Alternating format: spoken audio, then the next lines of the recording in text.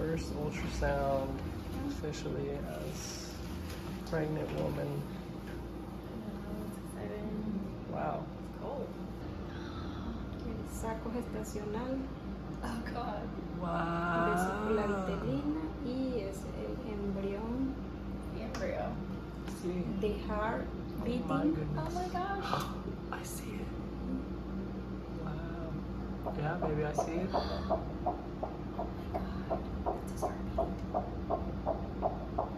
Oh my gosh. Oh so my cute. goodness.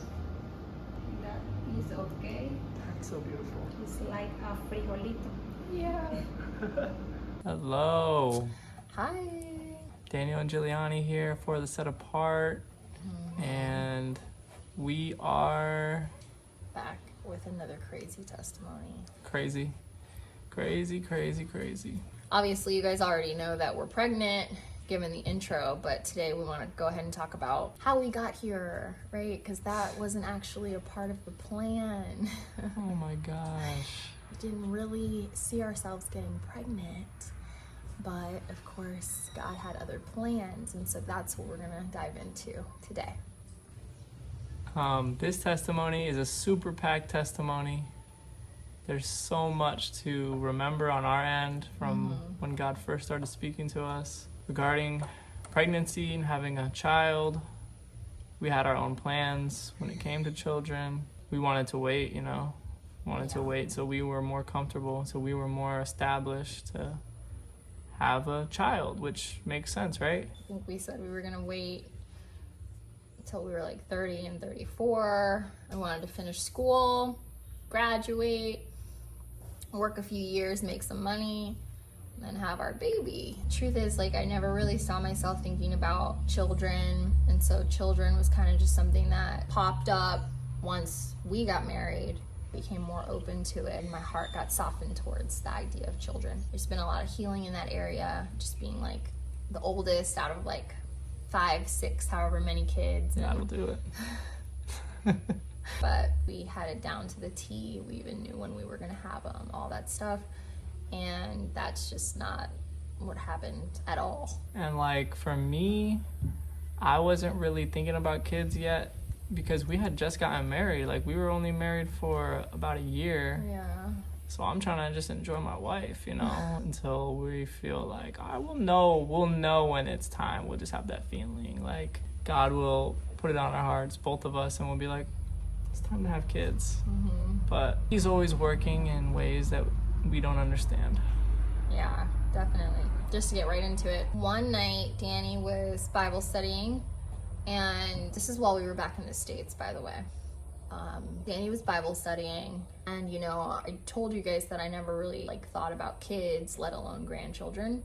But for some reason, the Lord put it on my heart to think about grandchildren, and then shortly after, I started to desire grandchildren that night. And I was like, oh my goodness, like if I have kids at 30, and then so when's my kid gonna have a kid? I just started thinking, all right, well maybe we can have kids a little sooner, And so I was waiting for Danny to finish Bible studying because I didn't want to interrupt him. So I was like, after he's done Bible studying, I'm going to share this with him and see if maybe we can agree on having kids a little sooner. And well, that's when everything hit the fan, okay? Because before I could even finish my thought in sharing this with my husband, I heard a voice. And I heard the voice say, if you two make love tonight, you will bear a child. At the time, I was like, that's impossible. I was on birth control. Yeah. I had an IUD in. I'm like, there's no getting pregnant. So I'm like, that's impossible. I then heard the voice say, you sound like Sarah, in reference to the Sarah in the Bible. And for anyone who isn't familiar with the Sarah in the Bible, basically she's like this super old woman who ended up bringing forth a child. By a very old man. By a very old man. And got told that she was going to bring forth a child, and she was like, heck no, not bringing forth a child. So I heard the voice say, you sound like Sarah. I was like, oh my gosh, nobody wants to sound like Sarah. So I was like, I don't want to sound like Sarah. I believe. Then after that, I was like, but is this your will, Lord, for me to have children, right now? And then I for a second didn't hear anything, and then I heard sometimes God doesn't say anything because he's already spoken. And then it took me straight to Genesis where it says, be fruitful and multiply. So I was scared. I was very scared because I just got flooded by all of this stuff. It's so new. I mean, I was just thinking to have like kids a few years sooner, and now I'm hearing the Lord tell me to make love tonight. So there was a lot at stake here. It felt less like a suggestion and more like a command in a weird way. It's like, if you two make love tonight, you will bear a child. That felt so like, okay, God's telling us to like make love tonight. As soon as Danny got done Bible studying, I was like, okay, like, Danny, like, I don't even remember how I expressed it to you. You just told me exactly how you said it, like exactly how he spoke to you. Okay. You just told me, and I was like, all right, we're gonna have to pray, because what? Yeah. So we got on our knees, and then I fell asleep while praying. He tends to do that. Yeah. While he was asleep on his knees, I was talking to God, seeking more clarity. And it seemed as though every time I gave into what the Lord said, I felt more ready. My body felt ready for lovemaking. And on the contrary, when I gave into fear, all I felt was fear and not as ready.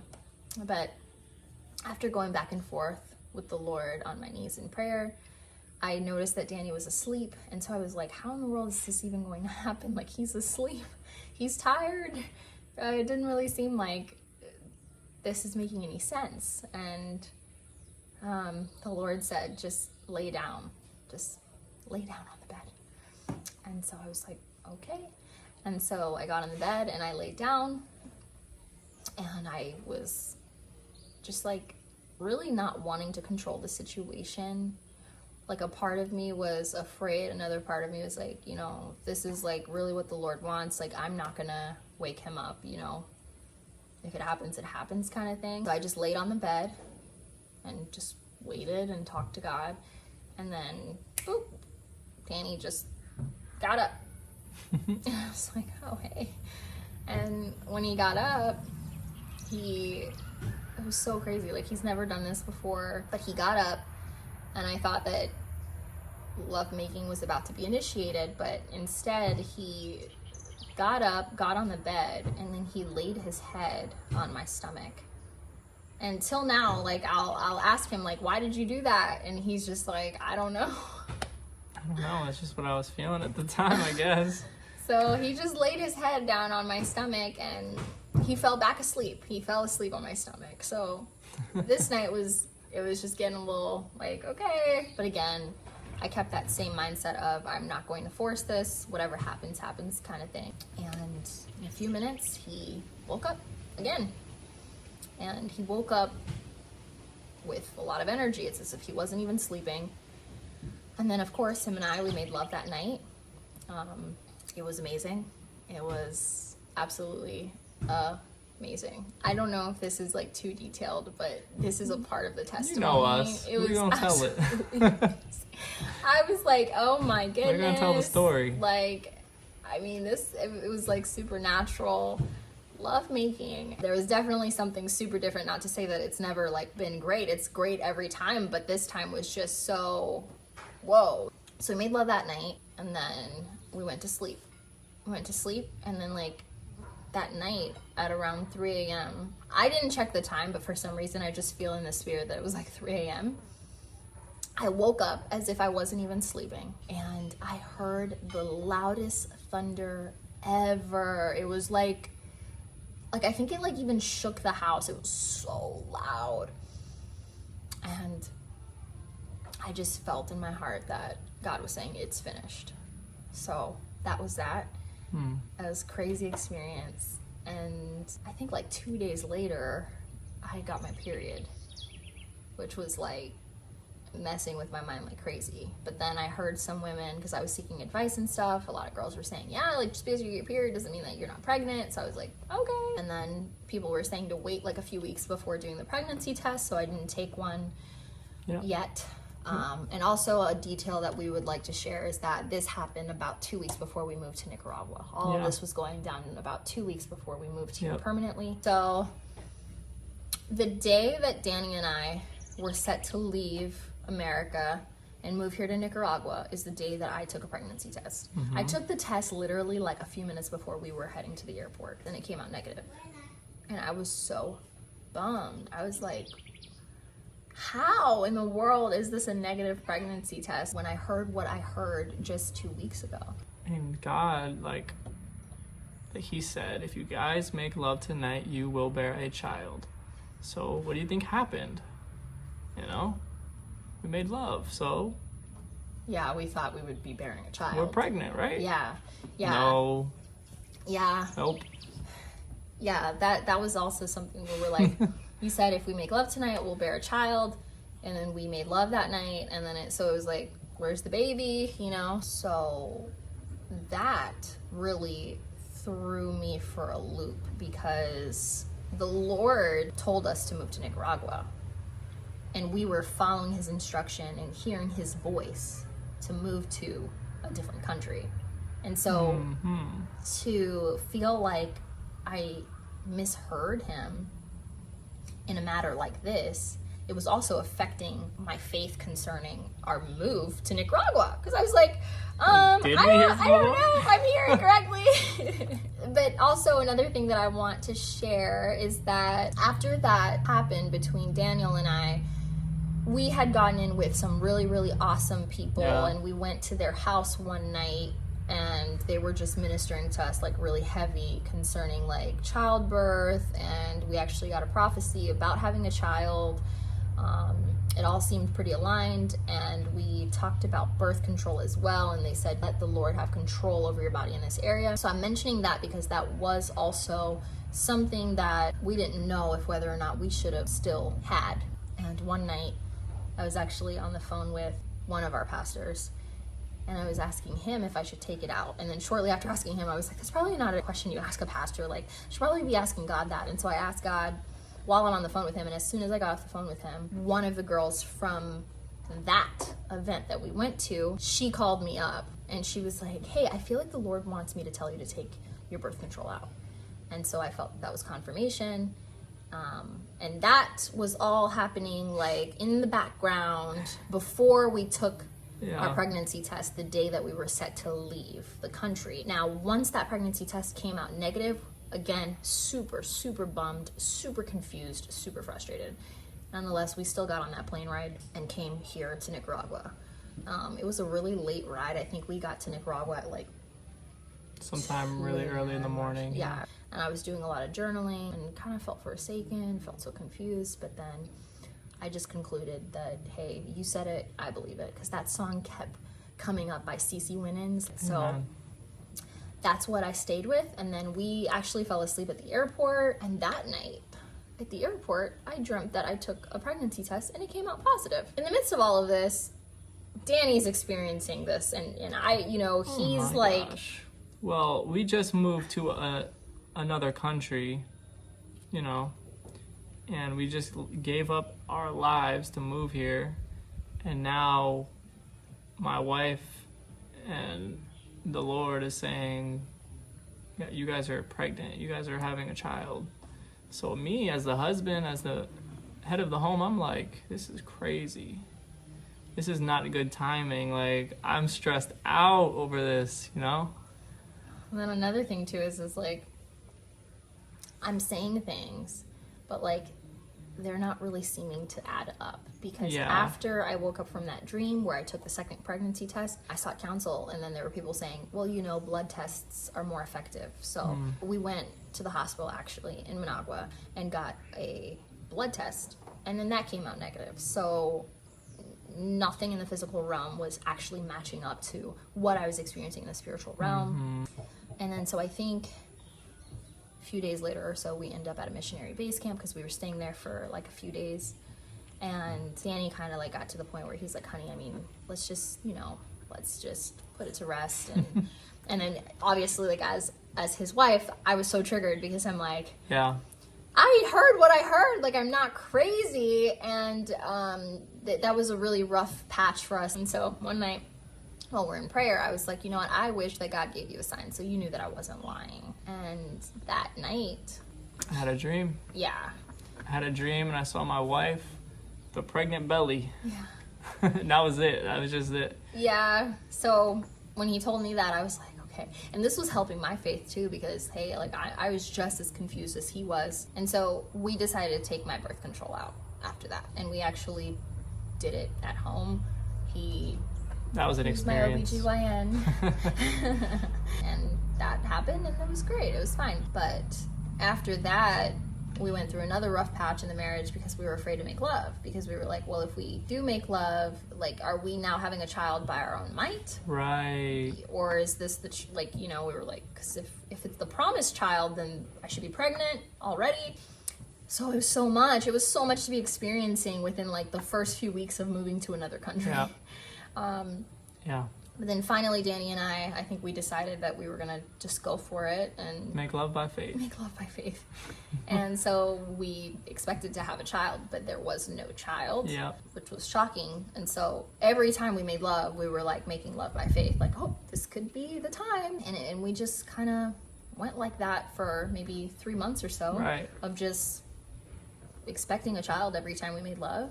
And then I think 5 or 6 months of us living here, I went to a women's retreat, and I was almost certain that I was pregnant that weekend, because I was like, okay, like I'm in the ovulation window. Like we even got to the point where we were almost like micromanaging this, like we were forcing a pregnancy without even realizing that we were forcing it. Yeah.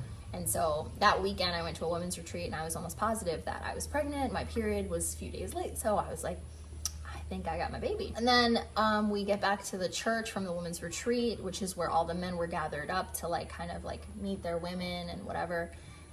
And immediately, really bad cramps, go to the bathroom, got my menstrual cycle. And when I came back out, there was a prophetess, and she spoke to me, and she told me that it was a spirit that was stopping me from having children, like for whatever reason, which is so like not a vibe in our family, because the women in my family are so fertile. Like, I mean, you even just look at them and they're pregnant. You know what I mean? So for me to be experiencing barrenness was like not making sense, first and foremost, and then to then hear that there was a spirit behind it was even more confusing. So that was something that we were experiencing also. Then I think it was like the men's retreat shortly after. I went to my men's retreat a couple weeks after that, and I went into that retreat basically just wanting to get a better relationship with men, regarding my relationship with men in the past. And I definitely talked a lot about, I'm gonna have a son one day. Like, God has promised that we're gonna have a child. And so